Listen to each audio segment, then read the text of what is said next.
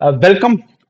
कैसे हैं आप सभी लोग? उम्मीद करता हूँ बढ़िया होंगे। तो आइए, एक्चुअली आज ये कमेंट मुझे मिला चैनल पे। मतलब भाई का कमेंट था कि सर थर्ड क्वेश्चन का आंसर बी होगा, आपने सी क्यों लगाया? तो फिर जब इसने ये कमेंट किया तो वैसे तो मतलब कि मुझे लग जहां तक मेरा मैं श्योरिटी के साथ इसका आंसर सी बोलता हूं। पर मैंने यूट्यूब में देखा, तो यूट्यूब में और कई सारी कोचिंग के आंसर की में भी इसका आंसर बी नहीं, सी नहीं, बी मारा लगाया गया है। तो यार मैं भी थोड़ा सा शौक रहा कि यार ये तो बहुत बड़े बड़े टीचर्स हैं, बहुत बड़े बड़े टीचर्स ने इसका आंसर बी मार्क किया है। ठीक है, तो अब इसका आंसर बी है कि सी है, इस पे मतलब दो ऑप्शन तो आपको लड़ने की जरूरत नहीं है, ए और डी को लड़ने की जरूरत है नहीं। ठीक है, ए और डी में लड़ने की जरूरत नहीं है, मेन लड़ाई चल रही है बी और सी में। तो इस ये जो फंक्शन दिख रहा है, मेन चीज तो ये है, जो मेन खतरनाक चीज है वो ये है, वो x square into sine of one by x. तो इसका जो बेस्ट एक्सप्लेनेशन मुझे यूट्यूब में मिला था, मतलब इसका एक्सप्लेनेशन मुझे बहुत दिन पहले मिला था, वैसे तो मैंने ये सारी चीजें पढ़ी थी, बट इसका जो बेस्ट एक्सप्लेनेशन मुझे दिखा था यूट्यूब में, वो मिला था एकेडजा के यूट्यूब चैनल में। अब एकेडजा कौन चलाता है? बहुत ही रिनाउंड फैकल्टी है और बहुत बड़ी फैकल्टी है हमारे Anshu Singhal sir, SM sir. उन्होंने मतलब उन्होंने एक डेढ़ महीने पहले ही, क्या पता बोला जाए तो इतनी ज्यादा उनकी कृपा थी, उनके पास सरस्वती माँ की, कि उन्होंने ये एक डेढ़ महीने पहले ये वीडियो डाला था इस फंक्शन पे। और उन्होंने इस फंक्शन से ये सिखाने की कोशिश की थी कि कभी भी अगर किसी फंक्शन का डेरिवेटिव डिसकंटिन्यूअस हो जाए तो ये हम कभी भी नहीं कह सकते कि वो फंक्शन नॉन डिफरेंशिएबल होगा। उस चीज को काउंटर करने का बहुत अच्छा एग्जाम्पल है।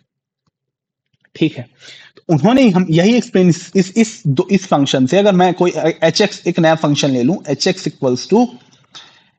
इक्वल्स टू ले लिया मैंने एक्स स्क्वेयर साइन एक्स। तो उन्होंने ये एक्सप्लेन किया था कि अगर अगर बात की जाए एक्स इक्वल्स टू जीरो पर, ये फंक्शन जो है वो डेरिवेबल है। एक्स इक्वल्स टू जीरो पर ये फंक्शन डेरिवेबल है। ठीक है, तो उन्होंने ये एक्सप्लेन कर दिया था। लेकिन इसका जो डिफरेंशिएशन यानी f-x या h-x में कह देता हूं, h-x आ जाएगा अपने पास 2x sine of 1/x minus cos of 1/x। जब बात की जाती है x इक्वल्स टू जीरो पर h-x की, तो ये डिसकंटिन्यूअस आता है। ये क्या आता है? डिसकंटिन्यूअस आता है। तो यहां से आप ये नहीं कह सकते कि फंक्शन डेरिवेटिव पे डिपेंड करता है। ठीक है, उन्होंने ये एक्सप्लेन करने की कोशिश की थी। तो यही सारी चीजें मैं आपको समझाने की कोशिश करता हूं, तो देखिएगा ध्यान से।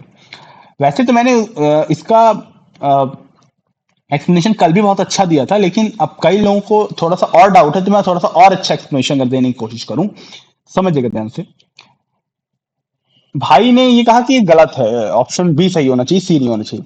तो यार यहाँ पे बात हो रही है इंक्रीजिंग या डिक्रीजिंग चेक करने की, है ना, डिक्रीजिंग फंक्शन की। तो अगर कभी भी इंक्रीजिंग डिक्रीजिंग निकालना होता है तो आपका सिंपल सा फंडा यही होता है कि आपको इसका डेरिवेटिव चेक करना होता है। जो डेरिवेटिव निकाल लो, एफ डैश एक्स आ जाएगा -4x।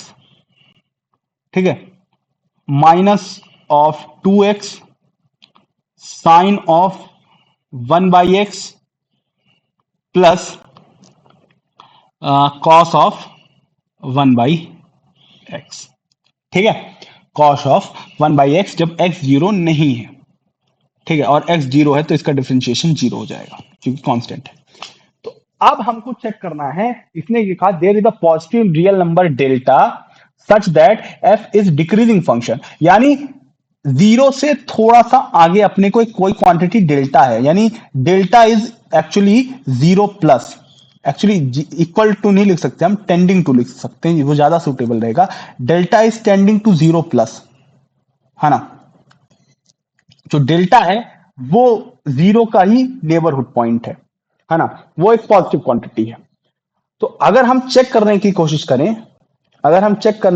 करें तो हमको अब इसका इंक्रीजिंग डिक्रीजिंग नेचर चेक करना है। सबसे पहले हमको देखना पड़ेगा इसका एफ डैश। तो कभी भी एफ डैश एक्स अगर अपना पॉजिटिव होता है तो एफ एक्स जो होता है वो इंक्रीजिंग होता है, और अगर F dash x less than zero होता है तो एफ एक्स अपना डिक्रीजिंग होता है। तो वही चेक करना है कि क्या अपना एफ डैश एक्स जीरो से आगे, जीरो के बोला जाए राइट नेबरहुड में कैसा साइन दे रहा है पॉजिटिव में। अगर आप देखना चाहें तो limit x tending to zero plus f dash x क्या आएगा, तो आप कहोगे जब इसमें जीरो पुट किया तो ये जीरो हो जाएगा, ये जीरो हो जाएगा, पर ये क्वांटिटी आ जाएगी ऑसिलेटिंग, ये क्वांटिटी आ जाएगी ऑसिलेटिंग। ऑसिलेटिंग मतलब क्या?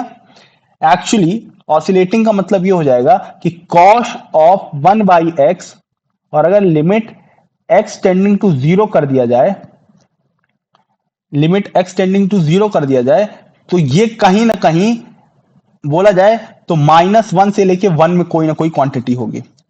यानी -1 और 1 के बीच में ये क्वांटिटी घूमेगी। तो हम ये बिल्कुल भी नहीं कह सकते कि इसकी कोई डेफिनेट वैल्यू होगी। ठीक है, इसकी कोई डेफिनेट वैल्यू होगी।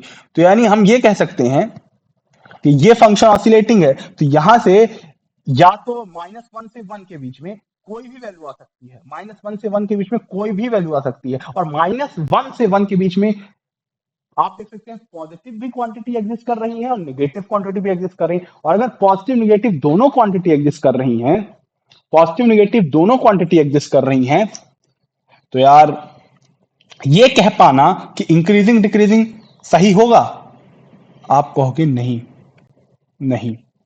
तो यानी बी सही गलत हो गया, और फिर ऑप्शन बचता है सी, ऑप्शन बचता है सी, लास्ट ऑप्शन। हमने ए और डी को तो देख लिया था चेक करके, और फिर मैंने बी का एक्सप्लेनेशन दे दिया। और C, for any positive real number delta the function f is not increasing function on the interval minus delta से जीरो। ठीक है, तो इसी तरह अगर आप जीरो माइनस में भी चेक करने की कोशिश करो, है ना, अगर जीरो माइनस में भी चेक करने की कोशिश करो, अब ये थोड़ा सा इससे जीरो से पहले की क्वांटिटी चेक करनी है, तो जीरो माइनस में भी आप देखोगे तो ये एग्जिस्ट नहीं करेगा, है ना, जीरो माइनस में भी एग्जिस्ट नहीं करेगा। इंक्रीज डिक्रीजिंग आप जीरो माइनस में भी नहीं बता सकते और जीरो प्लस में भी नहीं बता सकते। तो इसका मतलब ये है कि इसका आंसर सी सही होना चाहिए। आई होप आपको समझ में आया होगा, और ठीक है, थैंक यू। इसका आंसर सी ही होना चाहिए जहां तक मेरा अनुमान है। अब वेट करते हैं, हम लोग वेट करते हैं जेई एडवांस्ड की आंसर की का। ठीक है, अब जेई एडवांस की जो आंसर की आएगी उसमें इसका आंसर क्या है, फिर अगर उसमें उसका आंसर क्या है वो उसका मुझे इंतजार रहेगा। ठीक है, चलिए, धन्यवाद आप सभी लोगों को, बहुत बहुत धन्यवाद। ठीक है, मिलते हैं फिर नेक्स्ट वीडियो में। और हाँ, जितने बचे क्वेश्चंस थे यार कल डिस्कस नहीं हो पाए, लाइव स्ट्रीमिंग के चक्कर में बहुत लोग रिलेवेंट डाउट पूछ रहे थे, इसीलिए अब मैं रिकॉर्डेड फॉर्मेट में डालूंगा। मुझे लग गया है, समझ में आ गया कि लाइव अगर आना है तो ये सिर्फ मेंटरशिप वगैरह ये सारी चीजें लाइव देखी जा सकती हैं। मुझे लगता नहीं कि पढ़ाना भी लाइव पॉसिबल है। ठीक है, चलिए, थैंक यू।